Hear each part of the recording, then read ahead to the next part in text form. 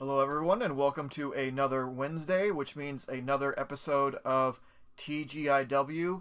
Thank God it is Wednesday. And I have our little special guest here. Wendigo is going to help me out. Um, Look at that cute face. Look at that cute face. So she's going to be here giving moral support. All right. So, what did we come up with this week for new comics? It was better than last week, if you recall. I had one new book last week, two if you counted a free comic book day book. But today was a little bit better, in that there was more than one. Still fairly light, but that's okay. I'm liking these light weeks because it gives me a chance to catch up on some older stuff.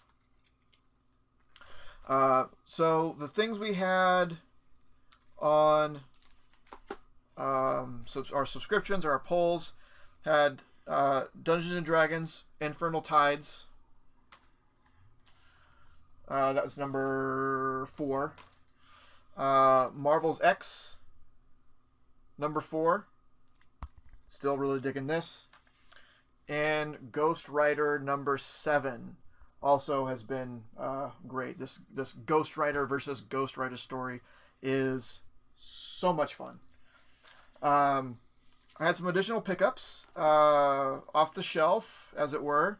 Fantastic Four Empire number 0, and I picked up the Avengers one the week before last, and I'm intrigued. Empire has me intrigued.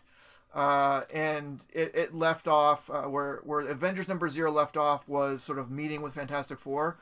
So I assume that this issue is going to be the Fantastic Four's journey and is going to end meeting the Avengers in that same point in time, is my guess. And then I also picked up Strange Academy number 2. I picked up Strange Academy 1. I read it, and it was okay. I decided to give it another issue, and I'll let this be the deciding factor if I decide to add it to my poll list or not. So if I enjoy this, I'll add it. If not, well, I'll just let it go. A couple of trades also came in for me. The Dreaming this is volume 3. The Dreaming Volume 3. So all this Sandman Universe stuff, I am reading all of it, but I'm reading it in trade. I started picking up the Hellblazer one in individual issues. And then I think maybe the Dreaming, I think another one, maybe I picked up a few individual issues. And I just decided that this sort of thing really reads better in trade, so I stopped getting individual issues, and I'm going for the trades. It's not something I usually do with new books, but things like the Vertigo stuff, non-superhero stuff, it's a little easier for me to do that. So I decided to do that with this. I'm also doing that with the Hill House stuff. I'm waiting for the trades. I really want to read the Hill House stuff, and I've read a few issues of a number of those series, but decided to stop the individual issues and get them in trade.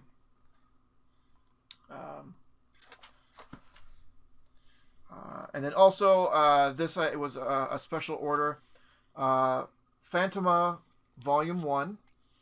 So the reason that I got this is I was really curious to see this modern take on Phantoma. I really like Phantoma. For those of you who aren't familiar, Phantoma is a character from the Golden Age, from like Golden Age, or man, is it even? That's probably Platinum Age, from the early 40s. Oh, you all right there, sweetheart? Okay.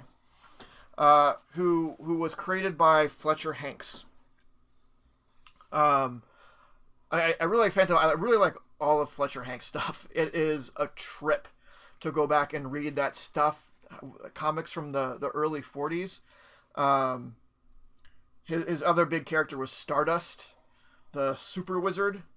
But Phantoma is considered to be, I believe, considered to be the first female superhero in comics. Um, what are the, again, I haven't read this, so I don't know what the take is going to be. So I assume at this point Phantoma is in public domain because Chapter House is the publisher here, who obviously wasn't around. I don't know who, if anyone has the rights of Phantoma and Stardust. They might be in public domain. I'm not a lawyer. I'm not sure how that all works.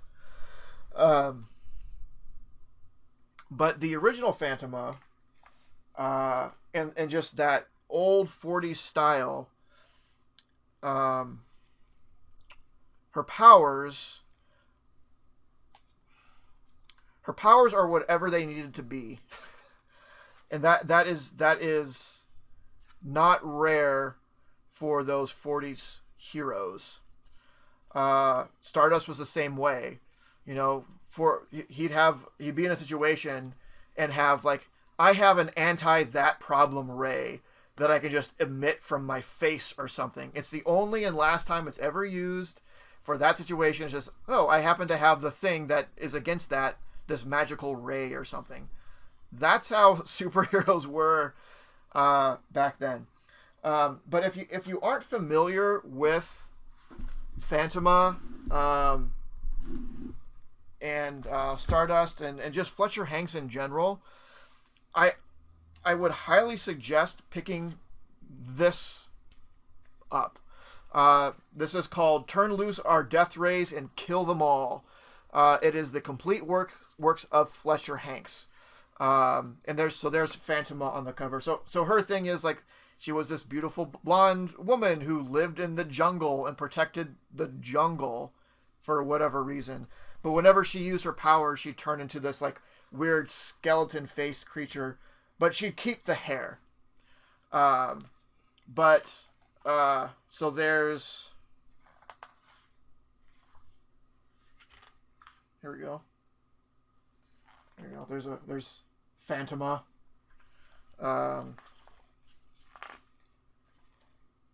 In the jungle, clearly. And the adventures that are in these sorts of books, like just that art, it's just so classic. And there definitely is this style to it. There's another Phantoma. It is just over the top ridiculousness that happens in these Fletcher Hanks stories. I can't even explain it. There's Stardust there. If you have any interest in comic history at all, again, this Turn Loose Our Death Rays and Kill Them All is a must-have on your bookshelf. And it's not bad. It's a hardbound for all you get. Its cover price is $49.99. Highly recommend this. But that's an aside from today. That's just sort of my slight history lesson and recommendation based upon this pickup that I got. But look into it if you have any interest in there. Again, it's a volume that's well worth it. It will blow your mind of just the kind of nonsense that happened in comics at that time. I also picked up something out of back issues. They had an issue of volume 2 of What If that I needed, number 86. This is What If the Scarlet Spider Had Killed Spider-Man. I think this leaves it so I need,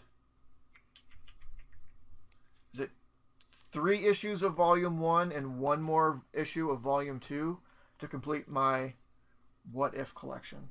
But this was a good pickup. I'm glad that I happened to look for that and see that. And then lastly, I picked up a pop. This isn't a new pop. It's been around. This is in the same series that I have already gotten Galactus, Doctor Doom, and Silver Surfer for. It's not a rare one. It's been on the shelf. I just decided to pick it up today. Super Skrull. I really like the Super Skrull, Klurt. I just think he's a really fun character. And the pop is really good in showing. So if you don't know, Super Skrull is a Skrull that has all the powers of the Fantastic Four. And the pop itself does a really good job of showing that off. So here you can see his hand is in flame, his arm is stretchy. It's probably hard to see in there, but his other hand, you can kind of see, is all rocky like the Thing. And the leg below the Thing hand is clear, like Invisible Woman. So I really like the Super Skrull. I thought this was a really clever pop. So I picked it up. All right. So what did we read last week? Again, it was really light. Star Trek Year 5. This wrapped up this storyline for now, sort of thing. Was really good. And this Firepower, I'm glad that I got it to read it. It didn't really hook me in any way, so I'll probably leave it at the free comic book day version of that and call my experience with Firepower good. And then finished up reading. This was close. I almost didn't finish this. This ended up being a lot of stuff. Blue Beetle. So this was issues 13 through 24. So I finished up that series. Overall, it was really good. I would say that towards the end here, it really fell off. The stories weren't as interesting. They seemed to kind of just be phoning it in. Things seemed rushed. Maybe some loose threads that they saw that the series was going to be ending. So like, oh, we got to finish up something with this character and this character, or at least bring them back for a little bit so we kind of know where they're at. Their story is kind of done. There was some weirdness in some of these issues where there's like three story arcs going on at the same time.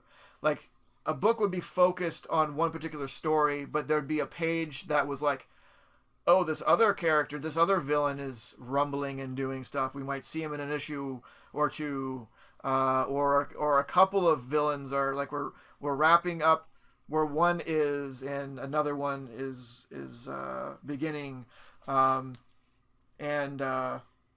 there's a whole there actually was a very large thread in this that was never wrapped up. Never wrapped up. Now that I think about it, like and it was a big part of this. Like there was this evil guy who ran a company, and it looked like he was in this cabal of other evil companies, and they were doing bad things. To what end, we don't really know. They were talking about bringing out or letting loose this secret weapon sort of thing, and then they decided like, no, let's not do it. And then we never heard from him again. But it seems like it meant to be something much bigger, and it never just came to fruition, which is unfortunate, because I just don't know what's going on. And then also finished up Booster Gold. So this was issues 17 through 25. Again, like I've said before, this is so good. It is much better than you think it would be. Like way better than you think it would be. So if you can get a way of reading this 25 issue series, do it. Really good. And this, unlike Blue Beetle, it wrapped up sufficiently. I wish it didn't wrap up. I wish that this version of Blue Beetle written by Dan Jurgens was ongoing today. I don't know what issue would be up to by now, but man, I'd be going back and collecting all of it for sure. All right, so then what are we reading this week? Well, I'll go ahead and read all the stuff we got today. Aside from this is going in the What If collection, and I'll read the What If stuff once it's complete. So I'll read Infernal Tides, Marvel's X, Ghost Rider, Fantastic Four Empire 0, Strange Academy number 2, Phantoma Volume 1, The Dreaming Volume 3. That's a good chunk. But I've been chomping at the bit.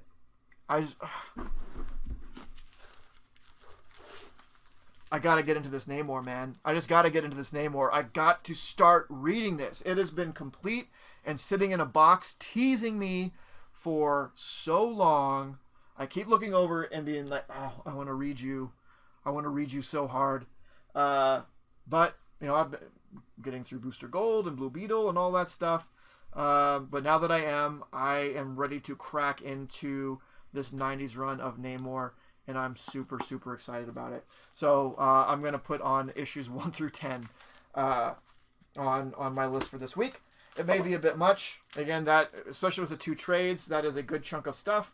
But I'm guessing that the Namors will probably read pretty quick, being from the early 90s. That stuff reads pretty quick. So I believe that is it. I would throw a reminder out there, if you are watching this in a timely manner, that my 100 subscriber giveaway is still going on. You have until this Sunday to subscribe and comment on my 100 subscriber video to enter into the subscriber giveaway, where I, again, am going to be giving away a copy of Venom Lethal Enforcer #4, first appearance of Scream. So you have a handful of days to get in on that. Again, make sure you watch the video. It tells you what you need to do in order to enter into that giveaway. So don't miss out on your chance to win a fun book.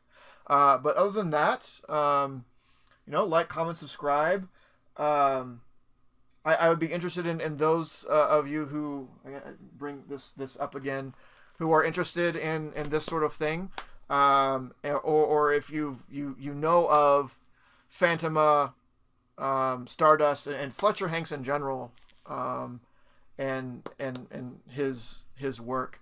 I'd be interested to know what your feelings and thoughts are on this type of stuff. There's not a lot of people, I think, that really go back and read this sort of stuff, again, because it's not easy to, right? It's not readily available. Even collected forms like this, they're not around. They're not prevalent. But man, it's good in that super corny way. It tickles my 90s bone, right? It's so bad it's good. You're rolling your eyes the entire time you're reading it, and it is just fun. It's just fun. So let me know your experience and thoughts with that. And that's it. We'll see you again soon. Later. This video was brought to you by Titan Comic Pressing. Follow us on Facebook and Instagram at Titan Comic Pressing LLC.